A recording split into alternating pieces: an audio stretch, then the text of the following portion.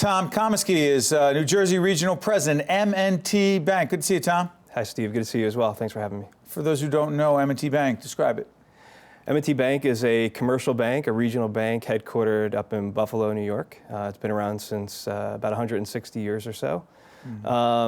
Sort of define our modern history by the time that Bob Wilmers took over the bank in 1983. And Bob's done a tremendous job with the bank, and we're happy that we're finally able to make our push into New Jersey, and happy to be here. Describe the footprint in New Jersey. Where? Sure. So New Jersey footprint extends all the way from the northern parts of New Jersey, up Bergen County, Passaic County, all the way down into the southern parts, so down into Camden and parts south.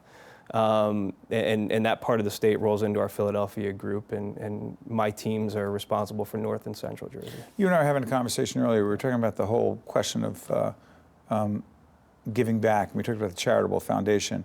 What is it? And describe the focus. Sure. So going back to Mr. Wilmers, he's always emphasized that when our communities succeed, we all succeed. And community giving and charitable involvement has always been sort of a very important part of our corporate culture. So here in New Jersey specifically, we have a charitable committee made up of several team members, commercial, business banking, community reinvestment, wealth management.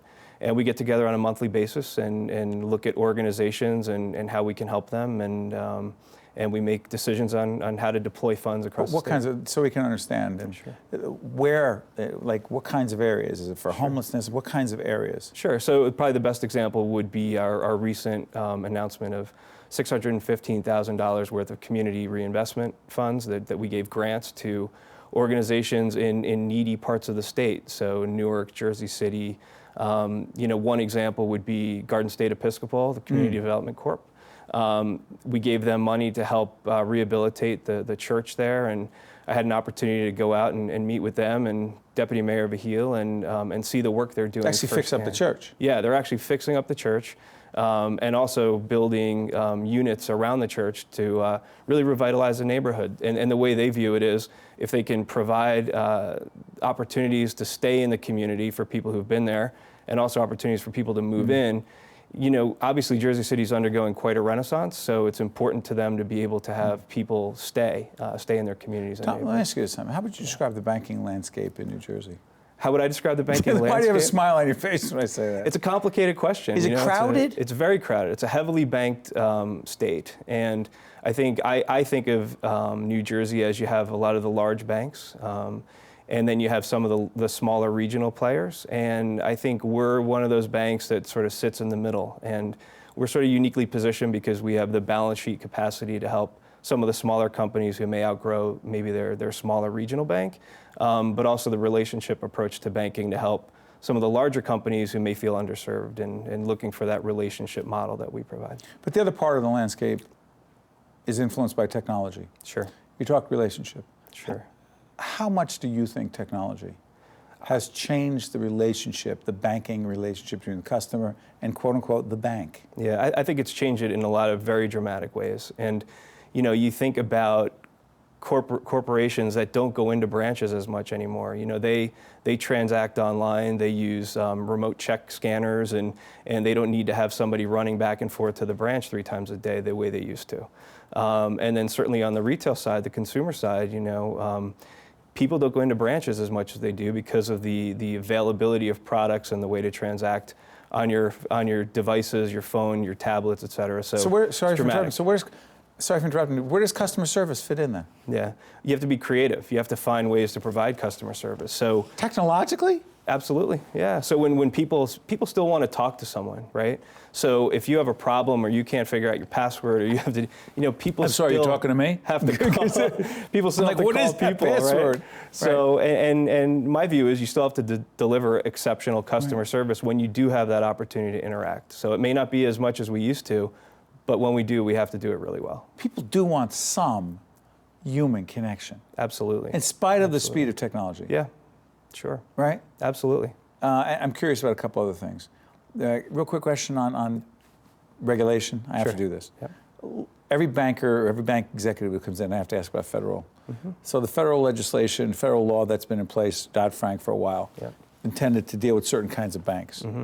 Other banks are impacted. your bank impacted? Well, I don't know if Everybody's impacted. Everybody's impacted, right? Okay. It's a new landscape. It's a new industry. Every industry evolves and changes, right? And I think the regulatory environment today has changed dramatically. I mean, if you look at our announcement of our acquisition of Hudson City almost 4 years ago now, it was a 3-year delay until we ultimately closed the transaction because we had conversations with the regulators around Bank Secrecy Act and anti-money laundering and having to have more robust systems in place to really police the system, to help them police the system. So I'm not going to sit here and say that all regulation is bad. I think a lot of it's good. We just have to make sure that we're doing it the right way. Curious about this. You, in fact, have been a leader in the banking industry for a while. And I do ask people this question about leadership. Sure. Two-part questions. Number one, the greatest leadership lesson you have learned in your work is? Creating vision, integrity, empowerment. For me, I like to lead through others. That's sort of my mantra. Let me twist it. Sure. The greatest leadership challenge that you have faced and continue to face, potentially? Yeah. Well, I think for us in New Jersey, the biggest leadership challenge is integrating a lot of people who we hired from different banks, different cultures. So at M&T, we have a pretty strong culture.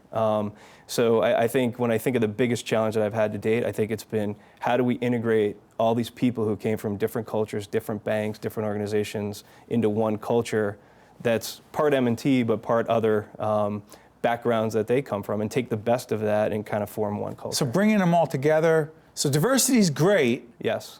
As long as you can get them all rowing in the same direction. That's right. That's right.